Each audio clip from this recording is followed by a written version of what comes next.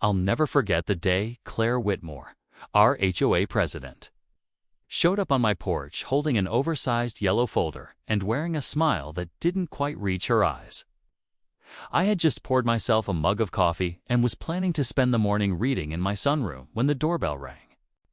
There she stood, like she owned the place, speaking in her bright, clipped voice, casually requesting access to my west-facing guest room, my home office with the bay window, and depending on the season, my sunroom. She said it like she was ordering from a brunch menu. At first, I laughed, thinking it was some elaborate prank. Then she reached into the folder and pulled out a hand-drawn map of my house, with arrows pointing to specific rooms she'd labeled suggested community spaces. Sticky notes were plastered all over it, listing things like book club Mondays and meditation Wednesdays, as if she'd already scheduled her life around my house. I blinked, confused, and asked, "Wait, you want to use my rooms?"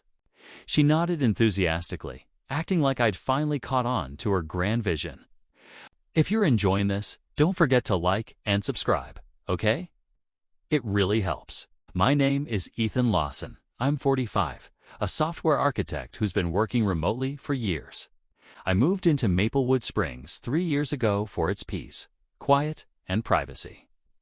Tree-lined streets, the smell of cut grass, neighbors who mostly kept to themselves, it felt like a safe haven.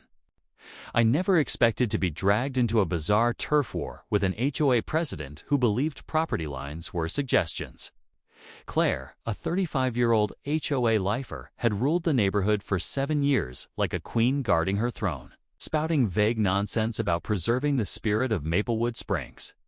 Most residents tolerated her because fighting an HOA is usually more trouble than it's worth. I stayed off her radar till she found a real estate listing describing my 4-bedroom house with abundant natural light and multiple spare rooms. That's when she decided I was hoarding community resources. At HOA meetings, she started calling my home underutilized neighborhood property.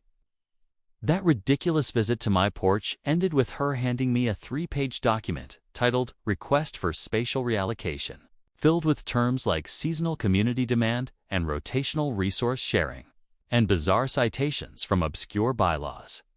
She listed high-demand periods like allergy season, book club season, and my personal favorite, eclipse season for optimal viewing parties. When I asked if this was a joke, she accused me of destroying the neighborhood fabric with selfishness. I thanked her, shut the door, and shredded the letter. I thought that was the end of it. I was wrong. Over the next few weeks, Claire escalated like a general preparing for siege. First came the absurd HOA violation notices, excessive keyboard clicking, aggressive coffee brewing, and my personal favorite, non-collaborative parking. Because I parked in my own driveway, one notice accused me of creating inaccessible vibes by not hosting block parties. Then came the public shaming. I came home one day to find her on my lawn holding a giant red sign reading "Share the space. Selfish." Neighbors were too stunned to react and just hurried past. I decided to attend the next HOA meeting and try to talk some sense into her. Big mistake. Claire had prepared a full PowerPoint presentation with slides of my floor plan, how she got those. I still don't know, and a proposed weekly room sharing schedule. Guest room for book club Mondays, sunroom meditation Tuesdays, and office planning Wednesdays. She even showed a chart comparing my square footage to shared housing in communist countries. One neighbor quietly muttered something about legality, but Claire waved it off, citing a 2011 HOA newsletter that vaguely encouraged neighborly sharing. That's when I knew this wasn't going away on its own. I hired a property attorney named Rachel Myers, who nearly choked laughing when I explained the situation, but immediately pointed out we had a strong harassment case. She sent a cease and desist letter, which only made Claire more determined. The next week, I received another HOA grievance demanding temporary community access to my rooms, complete with a color-coded calendar that scheduled my master bathroom for HOA election night to count votes.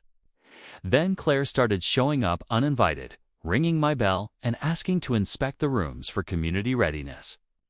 I installed security cameras, which caught her trying my doorknobs and peeking through my windows. One night, she brought a locksmith, claiming she had HOA authority to create emergency access points. The locksmith left when I threatened to call the cops. The final straw came when I caught her in my backyard with a contractor, apparently planning renovations.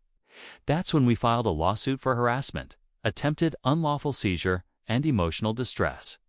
The local paper picked it up with the headline, "HOA President Demands Spare Bedrooms from Homeowner." It went viral. At trial, Claire showed up with boxes of so-called evidence, house plans with proposed modifications, a slideshow on communal living, and neighbors ready to testify they'd benefit from my sunroom for seasonal depression. Her lawyer looked mortified. Rachel dismantled their arguments piece by piece.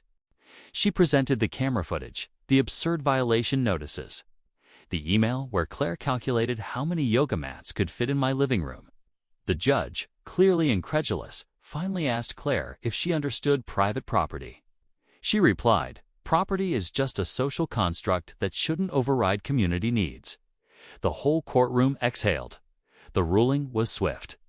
The judge called her actions a breathtaking overreach and said if this logic stood, no homeowner in America would be safe from having their home commandeered for someone else's book club. He granted a restraining order keeping Claire 500 feet away from me and, hilariously, 50 feet from my guest towels. He awarded me $75,000 in damages and made the HOA pay my $40,000 legal fees.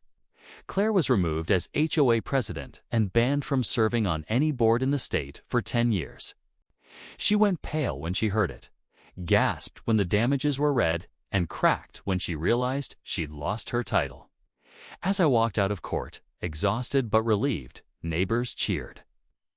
We restructured the HOA with sane leadership. And now, Maplewood Springs finally feels like the peaceful place I originally moved into.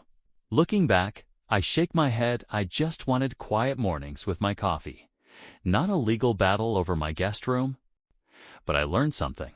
Standing up to unreasonable authority doesn't just protect your space, sets boundaries for everyone. So I'll ask you, your HOA president showed up with a hand-drawn map of your house and a plan to use your spare rooms. Would you fight back or fold to keep the peace? Let me know in the comments. I'm curious, how would you handle a Claire?